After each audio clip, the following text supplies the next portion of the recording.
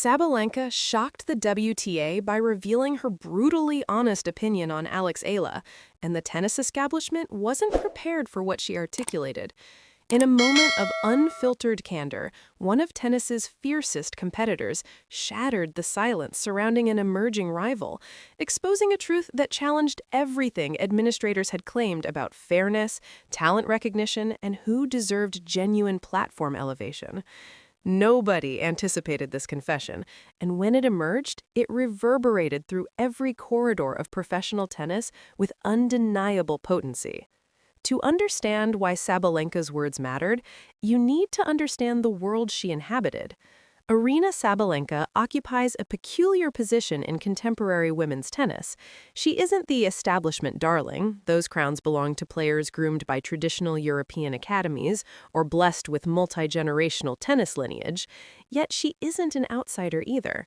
A former world number one with multiple Grand Slam titles, Belarusian grit combined with relentless offensive power, Sabalenka represents something the sport hadn't fully processed: the new generation willing to dominate through sheer aggressive intensity rather than finesse. Her trajectory itself tells a story about meritocracy in professional tennis. She fought for everything. No aristocratic pedigree, no early sponsorships from multinational corporations, no protected seeding or favorable scheduling in her early career. Sabalenka earned her position through devastating forehands, unwavering mental fortitude, and an uncompromising refusal to accept limitations others imposed upon her. This context makes her voice peculiarly authoritative. When Sabalenka speaks about fairness in tennis, she isn't theorizing. She's lived through the sport's informal hierarchies, navigated its unspoken power dynamics, and achieved success despite operating from a position that lacked traditional privilege. By 2024, when Eala's meteoric rise began attracting attention, Sabalenka had witnessed the machinery of professional tennis intimately. She'd observed how certain players received scheduling advantages. She'd experienced inconsistent treatment from officials. She'd watched younger players struggle against systems designed by and for established powers. But she'd remained largely silent about these observations, understanding that speaking publicly about systemic disadvantage could damage her standing within the sport she depended upon. The Eala situation, however, shifted something within Sabalenka's calculation. Eala represented something that resonated deeply with Sabalenka's own experience: a talented player from a peripheral tennis nation, fighting against invisibility, struggling against bureaucratic indifference, attempting to establish herself without institutional support that players from traditional powers received. When controversial match decisions emerged in Eala's early major tournament appearances, when questions arose about umpiring consistency, when the WTA seemed disinterested in examining potential systemic inequities, Sabalenka watched and understood something intimate about what Eala confronted. The fundamental question that haunted Sabalenka was deceptively simple: how many exceptional players never reach their potential because the system wasn't designed to recognize them? How many talents remain buried because fairness was never a foundational principle of professional tennis? Sabalenka had beaten the system through relentless excellence, but she understood, in ways that privileged players couldn't, that not every talented competitor possessed her particular combination of aggression, mental resilience, and circumstantial advantages. Some would be lost. Some would exit the sport having never received genuine opportunity to demonstrate their capabilities. Eala's emergence forced Sabalenka to confront a question she'd previously avoided. Was staying silent complicit? Did her position as an established player create responsibility to speak about what she perceived? For months, Sabalenka contemplated this tension. She trained, she competed, she won matches, but internally, conviction accumulated. If she remained silent while witnessing potential injustice, what did that silence signify about her character, her commitment to the sport's integrity, her understanding of fairness? The decision to speak publicly came gradually, then suddenly. It happened in an interview that wasn't supposed to address this at all. The setting was mundane, a post-tournament press conference following Sabalenka's quarterfinal victory at a WTA 1000 event. Journalists posed standard questions about her opponent, her upcoming matches, her physical conditioning. Sabalenka provided polished responses, the kind of professional athlete answers that prioritize controversy avoidance. Then, a journalist, seemingly off script, asked something unexpected. There's been significant discussion about fairness in professional tennis, particularly regarding younger players from emerging nations. What's your perspective on these conversations? The room quieted. This wasn't the approved territory for athlete commentary.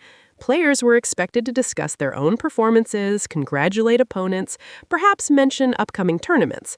Structural criticism of the sport itself? That bordered on institutional betrayal. Sabalenka paused, a genuinely human moment captured on camera, and then began speaking with deliberate honesty that contradicted every media training principle she'd absorbed.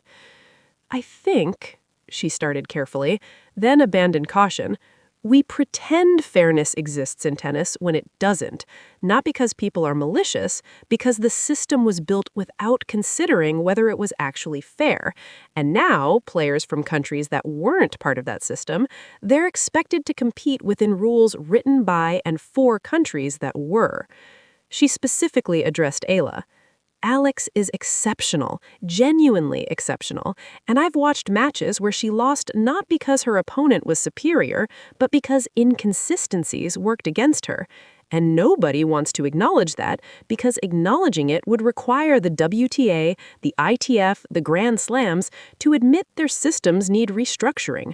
That's difficult. That requires humility from institutions that don't practice humility.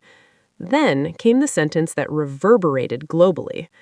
If Alex were European or American, the controversy surrounding her matches would have already triggered investigations. The fact that nothing happened tells you everything about whose concerns actually matter in professional tennis. The room erupted. Journalists began asking clarifying questions. Sabalenka, having crossed the threshold from careful silence into direct critique, continued. I'm not saying Alex is perfect. I'm not saying she wins every match if the system were perfectly fair, but she deserves to compete under identical conditions to other players. And right now, she doesn't. Not because of malice, but because nobody's questioning whether identical conditions actually exist. The press conference continued for another 30 minutes, but the narrative had shifted. Sabalenka, a current world-ranking threat with multiple titles, had publicly validated concerns about systemic fairness.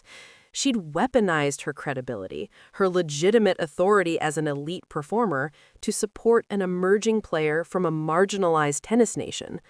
What made the moment revolutionary wasn't the content of her criticism. Others had articulated similar points. What mattered was the source. Someone actively competing at the highest levels, someone with sponsorship obligations and ranking stakes, someone who could have remained silent and suffered no professional consequences.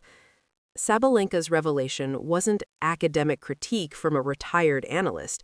It was insider testimony from someone with everything to lose. Within hours, the interview circulated globally. Tennis media, initially stunned, attempted to contextualize her remarks. Some suggested she was positioning herself as socially conscious. Others speculated about personal relationships with Eala. But the most perceptive analysts understood something simpler. Sabalenka had told the truth as she experienced it, and that truth challenged the sport's foundational narratives. The tennis world fractured in the aftermath of Sabalenka's candor. The WTA's official response came within hours, carefully worded and deeply defensive. A spokesperson released a statement acknowledging the importance of fairness dialogue, while emphasizing the organization's commitment to consistent officiating standards across all competitions and player categories. Translation: we take this seriously, but you're wrong about systemic problems. Behind closed doors, WTA leadership convened emergency meetings.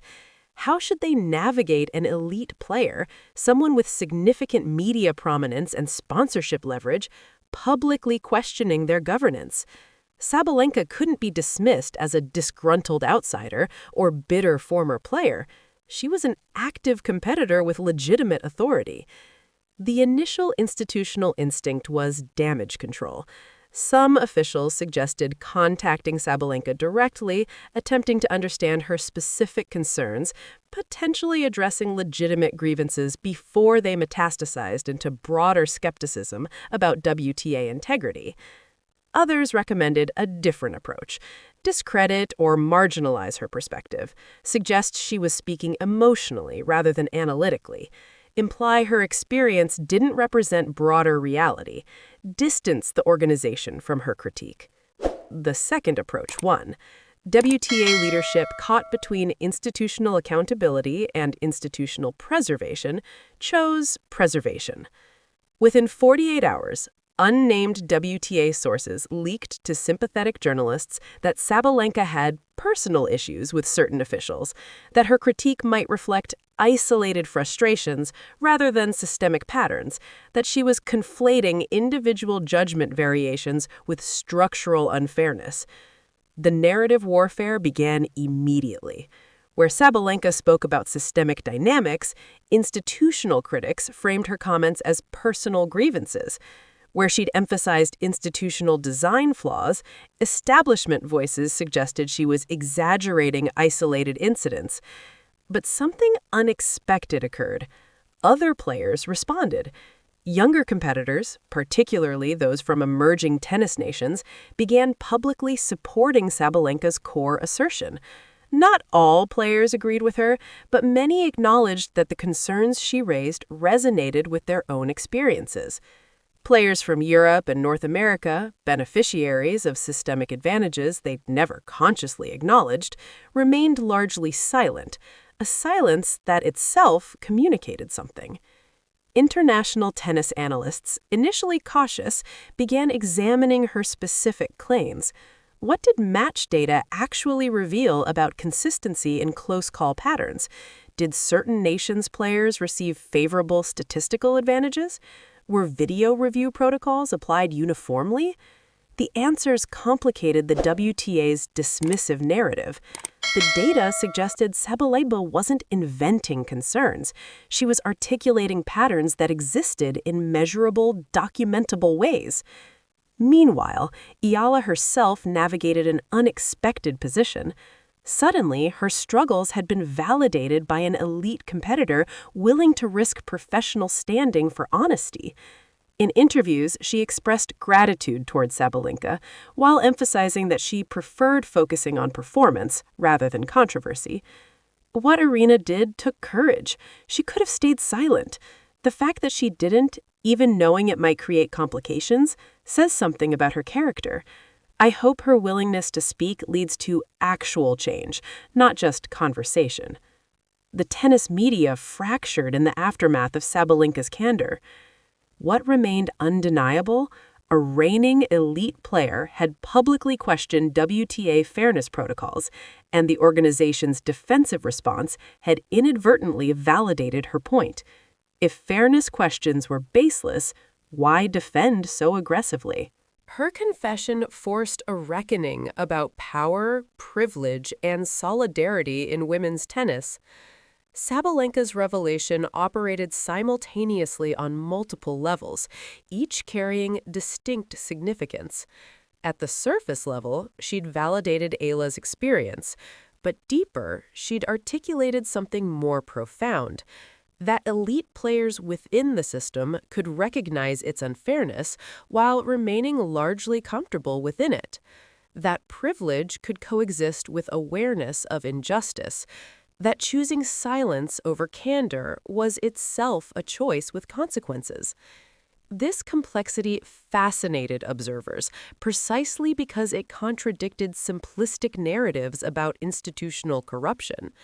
The WTA wasn't deliberately conspiring against emerging players. Rather, the organization had inherited systems designed during eras when international player meant European or North American. Those systems, once built, perpetuated themselves through inertia, cultural assumptions, and the natural human tendency to preserve existing power structures. Sabalenka's willingness to acknowledge this, to recognize injustice within systems that benefited her, to speak despite potential costs, disrupted the comfortable narrative that professional tennis had evolved beyond bias. She also crystallized something about women's sports that international conversation frequently overlooked: that solidarity among female athletes could exist alongside competition, that recognizing another woman's disadvantage didn't diminish one's own achievements, that fairness advocacies could transcend personal rivalry. For younger players, Sabalenka's stance normalized critique. If an elite competitor could publicly question institutional fairness, why should emerging players silence their concerns?